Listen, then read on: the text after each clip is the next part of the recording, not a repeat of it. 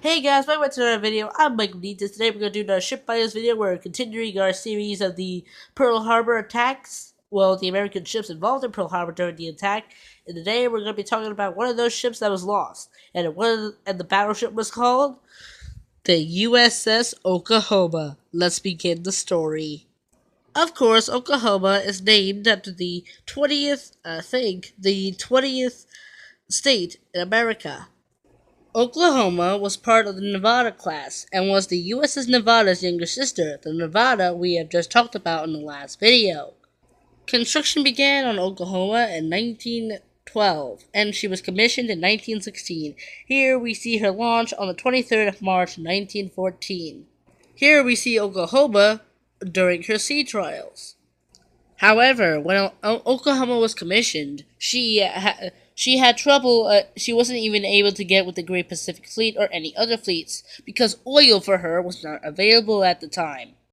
However, when Oklahoma was able to get into World War II, she had a couple of incidents that plagued her crew. Like there was a fight, and then there was the 1918 plague that killed some of her crew members. So yeah, for the first part of her life, Oklahoma did not start very good. Here is the armament for USS Oklahoma. Oklahoma, along with USS Arizona, USS Nevada, and other ships, were one of the ships escorting the SS George Washington for carrying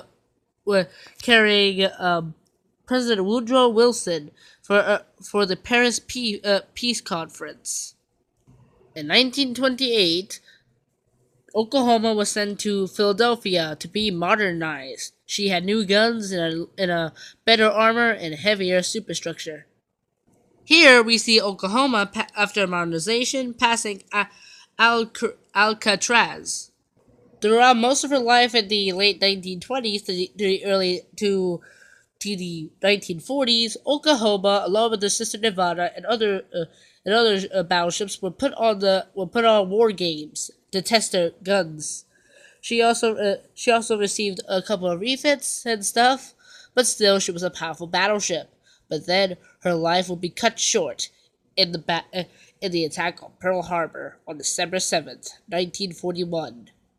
Based in Pearl Harbor in 1937, Oklahoma was supposed to retire, but then the U.S. Navy and the Congress had a couple of meetings, and so they decided to give the Oklahoma a few refits to get her an extended lifespan, even though the ship was planned to retire in 1942. This would not happen for a year before this disaster would struck the Oklahoma.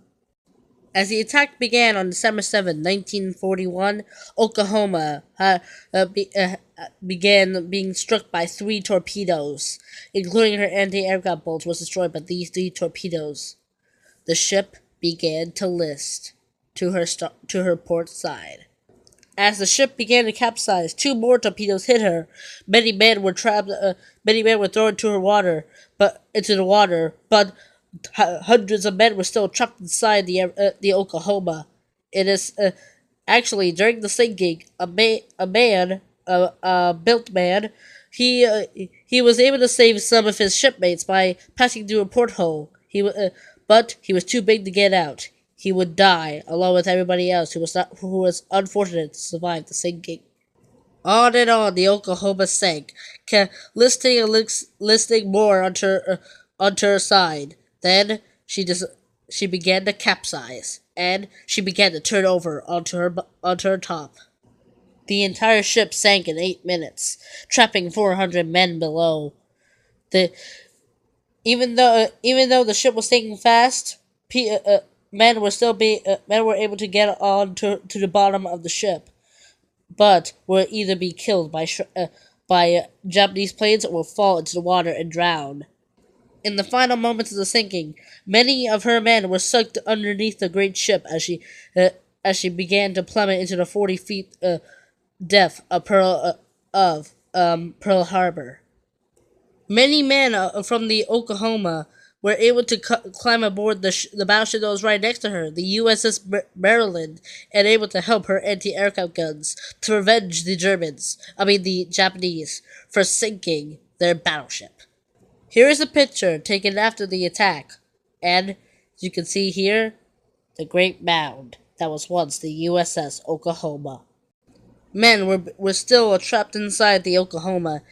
Fortunately, some of them were able to escape, while others never got to see never got to see their wives, daughters, and children again.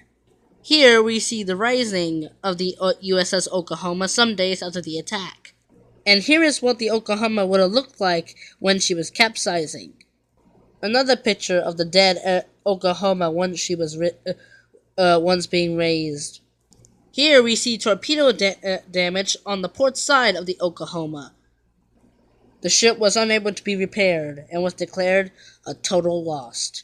She was one of the battleships that was entirely lost during the attack on Pearl Harbor, including the Arizona and the USS Utah. Once the great battleship was raised, salvage operations begun, and they were able to find out what happened to those men still trapped below the decks of the Oklahoma. Amongst the wreckage inside the great battleship, salvagers found the bodies of men trapped inside the Oklahoma. Actually, they actually found letters from them about that have stated that they have been alive for quite some time, even though they died before they were able to escape the depths of the great battleship. The most tragic is that these men suffered a slow, painful death. The men trapped inside the Oklahoma that died would only live for about 2 weeks, maybe 3 weeks at most, but they wouldn't be able to survive, unlike some men who were able to escape the Oklahoma. Here we see the USS Wisconsin tied up with the hull of the Oklahoma at Pearl Harbor Naval Yard on the 11th of November, 1944. You can see the great difference between the Wisconsin's length and the Oklahoma's length, but the Oklahoma story doesn't end here. During a voyage when the Oklahoma was being towed to the scrapyard, tragedy struck again, and this time the Oklahoma never was seen again. On May 17th, 1947, while being towed to the San Francisco scrapyard by the USS Monarch and the USS Hercules, a storm raised. Hercules showed her searchlight on the old battleship, showing that she was beginning to list. Then, the Oklahoma began to sink straight down. Monarch's lines were thrown to Hercules. Hercules' lines didn't break until the last possible moment. The great USS Oklahoma sank to the bottom of the sea, where she would never be found again. The ship's wreck have never been found. The ship's wreck has been never discovered yet. Hopefully, it will. Here is a mast leg in the War Memorial Park from Oklahoma. Thank you guys for hearing the story of the USS Oklahoma, a once powerful battleship, but then was sunk during the attack on Pearl Harbor. We will talk about the next battleship in the next video, so stay tuned for that. This is Mike Benitez signing out on the dreadful tale of the USS Oklahoma. Have a nice day, everyone.